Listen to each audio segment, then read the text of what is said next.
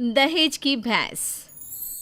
अरे लता बहू आ गई, दरवाजे में है, कोई आरती की थाली लाओ। अरे गुड़िया भाभी दरवाजे पर खड़ी है, जल्दी आओ। घर पर शादी के बाद लता की पहली विदाई थी। वो ससुराल आती है। बहू की आरती करने के लिए इतनी एक्साइटेड हो रही है या फिर बहू के साथ आए सामान की है? सब जानते हैं। अरे लालची समझ रखा है क्या?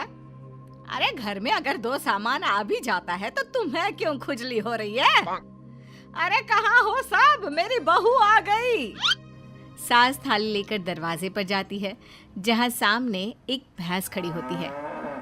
माँ, भाभी तो है नहीं, भैंस है, बोलो तो कर दे आरती। भैंस? भैंस कहाँ से आ गई? तभी लता आ जाती है। वो क्या है ना, पापा ने कहा है कि जा रही हो तो भैंस भी ले जाओ, वहाँ ससुराल में लोगों को दूध दही का फायदा हो जाएगा ना। तो ले आए हम। अरे वाह, कहाँ तो बूंद बूंद दूध के लिए तरसते थे, अब तो नदियाँ बहेंगी नदियाँ। लेकिन ये भैंसिया खड़ी कहाँ होगी? रुको, तुम्हारे ससुर से पूछते हैं। सास अंदर बैठे ससुर को आवाज देती है। आज सुन रहे हो, बहू का ये सामान कहाँ रखना है और ये कहाँ रहेगी? ससुर जी से पता ही नहीं कि दरवाजे पर भैंस खड़ी है। अरे करना क्या है, वो ऊपर का कमरा ही तो बनवाया था ना, वहीं रहेगी और कहाँ जाएगी? हैं? ऊपर के कमरे में रखे? अरे लेकिन इतना ऊपर चढ़ेगी कैसे? अरे पैरों से, और क्या पंख उगाना है? बड़ी ही गंवार औरत हो तुम। और अब बहू आ गई है, जल्दी से अंदर ले आओ आरती करके, हम नहाने जा रहे हैं। बाहर आए तो नाश्ता मिल जाना चाहिए, फिर मिलते हैं बहू से।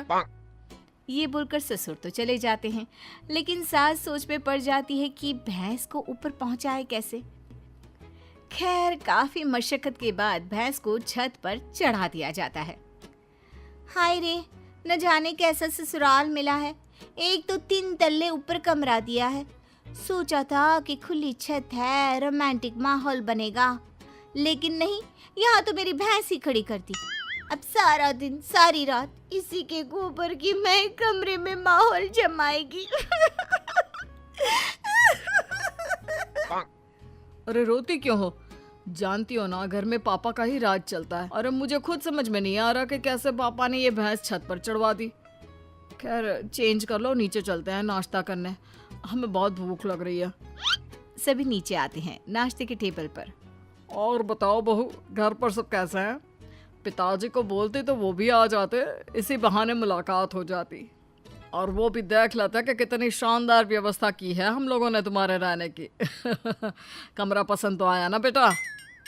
हाँ पापा जी, बहुत। लेकिन वो भैंस। कौन सी भैंस बहू? वैसे भैंस से याद आया, तुम लोगों के मायके में तो भैंस ही भैंस है, तो कम से कम तुमने भैंस की सेवा, दूध निकालना, भैंस को नहलाना, ये सब तो सीखा ही होगा ना? बहू ससुर के सवाल से एक्साइटेड हो जाती है। सीखा? अरे हाथ में जादू है हमारे। भैंस को देखते हैं कि वो दूध देना शुरू कर देती है, और नहलाने का तो ये है कि अगर हमने भैंस या नहला दी ना पिताजी, तो फिर वो भैंस नहीं रहती। हाँ। क्या बात है? फिर क्या बन जाती है? बकरी? चुप। मतलब कि हमारे हाथ में इतना जादू है कि भैंस भैंस नहीं, रंग खिल कर ना उसका बतख की तरह सफेद हो जाता है। अरे 1 घंटे में 75 भैंस नहलाने का रिकॉर्ड हमने बनाया था जी एक बार। हाँ, ये सब तो ठीक है बहू, वैसे भैंस दूध कितना देती है? बहू फिर शेखी में आ जाती है। वैसे तो क्या है ना माँ जी, देती तो सिर्फ 4 किलो सुबह और 4 किलो शाम को, लेकिन जब मैं दूध निकालने बैठी हूँ ना, तो प्रेशर में 10 किलो सुबह और 10 किलो शाम को देती है।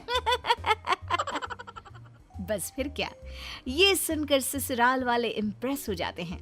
ससुर सोच लेते हैं कि इतनी गुणी बहू मिली है तो भैंस तो लाना बनता है। फिर क्या, अगले रोज ससुर दरवाजे पर भैंस खड़ी कर देते हैं।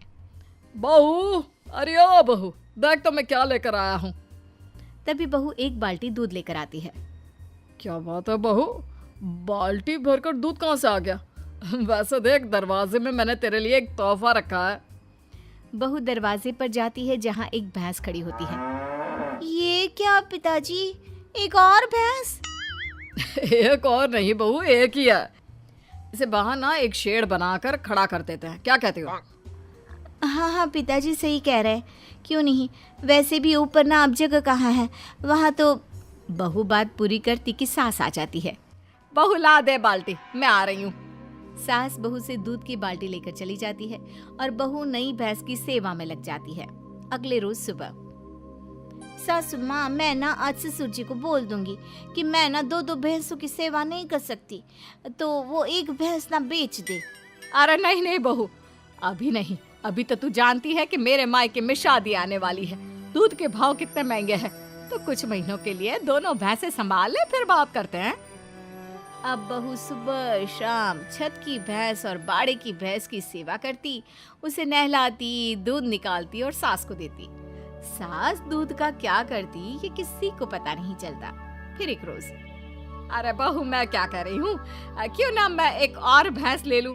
वो क्या है ना, घर में दूध कम पड़ रहा है। कैसी बात कर रही है सासू माँ, घर में दूध कैसे कम पड़ सकता है? इतना दूध तो खुद ग्वाला भी इस्तेमाल नहीं करता जितना हम और आप करते हैं। ना ना ना ना सासू माँ, एक और भैंस की सेवा करना मेरे बस की बात ना है। बहू का डायरेक्ट जवाब सुनकर सास को आ जाता है गुस्सा। अरे क्या बकवास कर रही है, मैंने जो बोल दिया सो बोल दिया। नहीं तो कर मेरी सेवा। आज शाम को कमरे में आ जाना और रात भर मेरे पैर दबाना। माँ जी, गला ना दबा दूं। भैंस पालने वाली समझा है क्या? अरे कौन से घर में छत पर भैंस खड़ी होती है, सारा दिन गोबर करती है और एक जगह खड़े खड़े भैंस की पीठ भी अकड़ गई है। तभी बहू की बात ससुर के कान तक आती है। क्या छत पर भैंस? अरे कौन से बेवकूफों के घर में छत पर भैंस होती है बहू, क्या तुम भी? हम लोगों के घर पिताजी, आप ही ने तो खड़ी की है ना मेरे कमरे के बाहर भैंस। सारा दिन गोबर करती रहती है। मैं कभी छत की भैंस देखूं, कभी बाड़े की। हाँ? क्या? मैंने कब बोला? अरे जब बहू आई थी विदाई में भैंस लेकर, तब आप ही ने तो मुझसे कहा था ना। अरे गुड गोबर, मैंने बहू को ऊपर के कमरे में ले जाने को कहा था, भैंस को नहीं। हे भगवान, बड़ा पागल लोग हो। जल्दी उस बेचारे मवेशी को नीचे ले आओ। सास फिर बेटे के साथ मिलकर भैंस को नीचे ले आती है। मुझे पता होता कि छत पर भैंस है तो मैं ये दूसरी भैंस कभी ना लाता। पर माँ जी को तो पता था ना, उन्होंने आपको नहीं बताया। वो तो तीसरी भैंस भी लाने की बात कर रही है।